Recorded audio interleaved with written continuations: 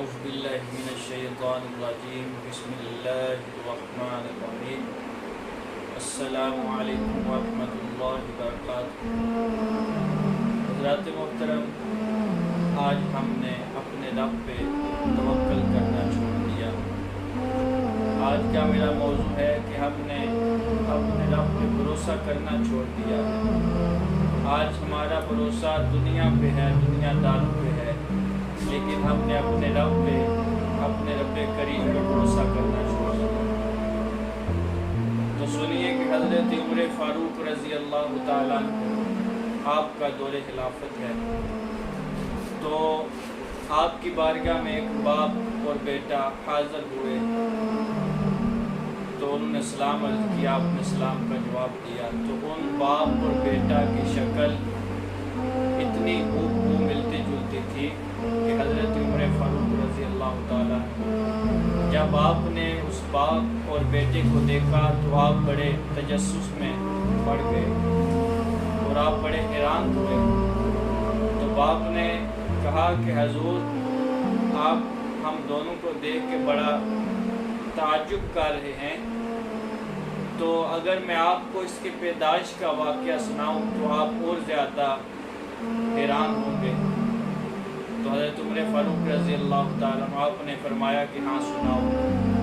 تو اس نے عرض کی، حضور، جب یہ پیدا ہونے والا تھا میری بیوی کو 2-3 ماہ کا ابھی حمل ہوا تھا، تو میں اور میری بیوی اکیلے گھر میں رہتے تھے، تو میں تجارت پہ جانے لگا۔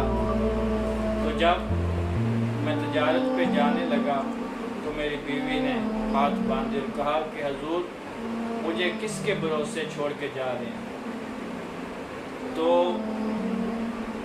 میں نے کہا کہ میں اس پیدا ہونے والے بچے کو اپنے رب کے بھروسے پہ چھوڑ کے جا رہا ہوں، اپنے رب کے حوالے کر کے جا رہا ہوں۔ تو کہنے لگا کہ حضور، مجھے تجارت میں کافی وقت گزر گیا، 6-7 ماہ کے بعد جب میں واپس پلٹنے لگا تو میرے دل میں بڑی خوشی تھی کہ اگر رب کریم نے مجھے بیٹا دیا تو میں یہ نام رکھوں گا، اگر بیٹی ہوئی ہوگی تو میں یہ نام رکھوں گا۔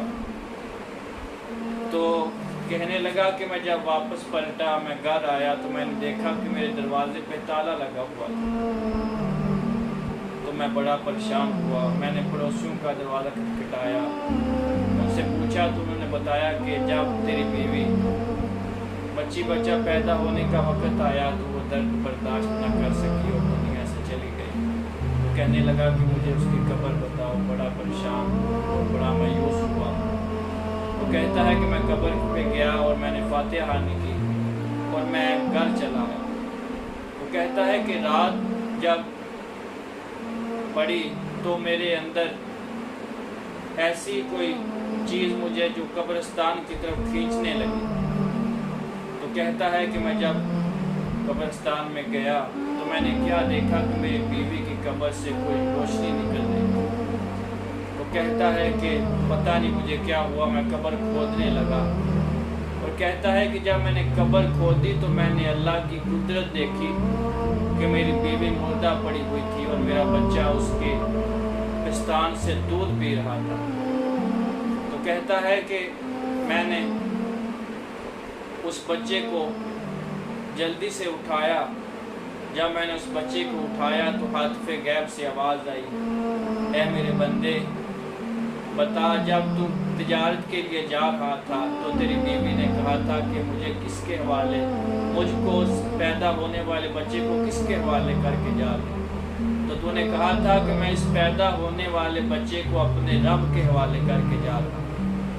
تو اے بندے سن لے، اگر تو یہ کہتا کہ میں اپنی بیوی اور بچے دونوں کو اپنے رب کے حوالے کر کے جا رہا ہوں تو ہم تمہیں دونوں ہی زندہ واپس لٹاتے، لیکن تو نے کہا تھا کہ میں اس پیدا ہونے والے بچے کو اپنے رب کے حوالے کر کے جا رہا ہوں، لے تو نے اس بچے کو ہمارے حوالے کیا تھا، ہم نے اس کو تم کو زندہ لٹایا ہے۔